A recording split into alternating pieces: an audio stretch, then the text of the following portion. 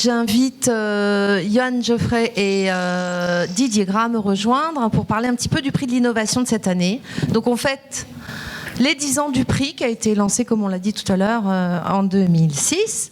Alors Didier, tu es président de ce jury depuis maintenant 10 ans. Ça t'inspire quoi ces 10 années de prix de l'innovation ? Alors, pour expliquer les 10 ans, je vais prendre les lettres du chiffre 15. Q, qualité des échanges. Effectivement, ça a été 10 ans où non seulement qualité des échanges avec le jury, au sein du jury qui a évolué au fil des 10 ans, mais surtout la qualité des échanges avec les candidats, parce qu'on a étudié plus d'une centaine de dossiers pendant 10 ans. Unique, parce que chaque dossier qui nous ont été soumis, c'est une expérience unique, individuelle, d'équipe aussi. Unique aussi, malgré le fait qu'il y ait beaucoup d'innovation aujourd'hui, encore une fois, à cette édition des Assises. Mais aussi, ils arrivent avec une autre façon de voir et c'est passionnant. Innovation, bien sûr. N, désolé pour le terme anglais, networking, c'est important.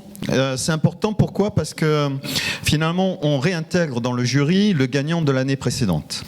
Et finalement, c'est les personnes les plus motivées à évaluer, à soutenir finalement les candidats à ce prix de l'innovation. Z, zéro égo, ça c'est aussi important, c'est que non seulement au sein du jury, mais aussi avec chaque candidat, on ne se prend pas forcément la tête et puis surtout, chacun essaie de comprendre l'autre de façon à pouvoir évaluer chaque dossier. Et puis l'énergie, l'enthousiasme, ça c'est la clé de ces 10 ans de prix de l'innovation. C'est vrai que c'était une chouette expérience d'échange entre nous sur ces dossiers. Johan, l'atelier BNP Paribas nous est partenaire maintenant depuis plusieurs années. Le cru de cette année, c'était comment ? C'était un beau cru. Ouais, je crois. On a eu toujours, comme d'habitude, pas mal de difficultés à choisir. Donc on a pas beaucoup débattu avec le jury.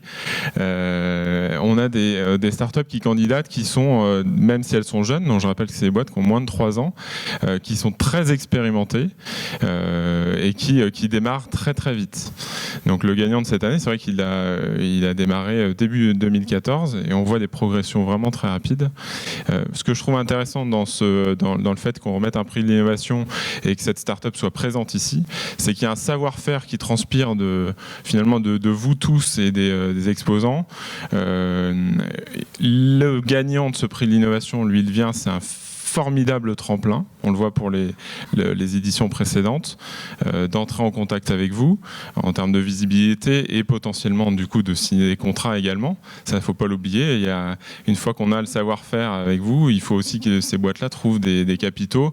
Et avant de trouver des capitaux, l'idéal, c'est de trouver des clients. Donc ça, c'est vraiment hyper important et je trouve que c'est le prix de l'innovation des Assises est idéal pour ça.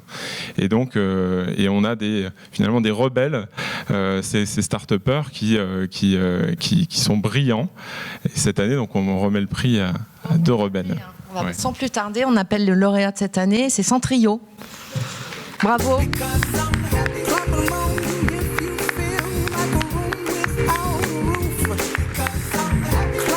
Je vous passe la parole. Attends, prends ton prix. Voilà. On fera des photos après. Écoutez, on est très émus. Merci au jury, merci au président du jury, merci à DG Consultant pour cette magnifique manifestation. Je voulais dire que ce prix, c'est celui de l'équipe Centrio. C'est le prix de Laurent, c'est le prix de l'équipe. Je voulais en profiter quand même aussi pour vous expliquer un peu comment a démarré Centrio, et notamment sur le fait que dès le début, on a cherché à impliquer des grands clients autour de nous dans une logique d'open innovation. Et sans ces grands clients, on ne serait pas là. Et je voulais remercier en particulier le CEA et l'équipe de Patrick Baldit, parce qu'ils nous ont énormément aidés dans la mise au point de notre solution. Et aujourd'hui, on a une solution qui est aboutie. On annonce notre solution pour les acides, sa disponibilité, et c'est aussi grâce à eux. 2 mots encore. Moi, ça fait 14 ans que je participe aux assises. La seule fois où je n'y suis pas allé, c'était l'année dernière, puisqu'on crée Centrio. J'ai l'impression finalement de revenir dans cette communauté qui nous a beaucoup apporté et qui nous a, et tu l'as dit tout à fait justement, nourri de plein d'idées. Et ça crée en fait un environnement extrêmement favorable, je trouve, pour l'innovation.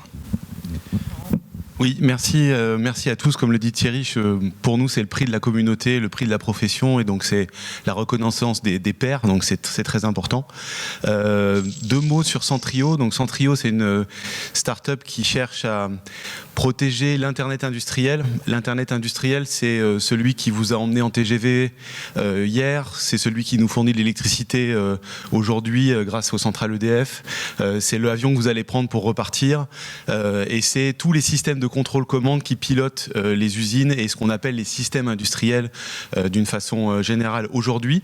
Et demain, les smart cities, les smart grids, la voiture connectée, bref, partout où il y a une interaction entre du physique et du numérique, c'est ça vers quoi on veut aller. Aujourd'hui, avec une approche de prévention, en vous donnant de la visibilité sur tout ce qui se passe dans cet Internet industriel, qui est extrêmement complexe, où on a beaucoup de machines qui discutent avec d'autres machines et qu'on va donc surveiller. Donc, on est un peu dans le panémicum dont on parlait Monsieur Koenig, mais je fais ça que avec des machines. Donc je ne sais pas si c'est bien ou pas bien, mais je m'occupe que de surveiller les machines. Et puis ensuite de faire de la détection en détectant tous les comportements anormaux. Et surtout, au fil de tout ça, établir de la collaboration. Et ça, c'est très important. Vous le verrez si vous passez sur notre stand.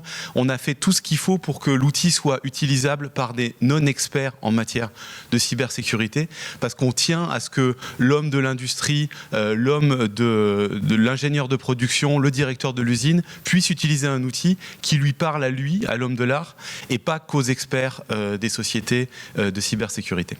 Et donc, au travers de ça, qu'ils puissent collaborer avec le RSSI, avec les sous-traitants et avec l'ensemble des personnes qui ont un problème de cybersécurité pour cet Internet industriel.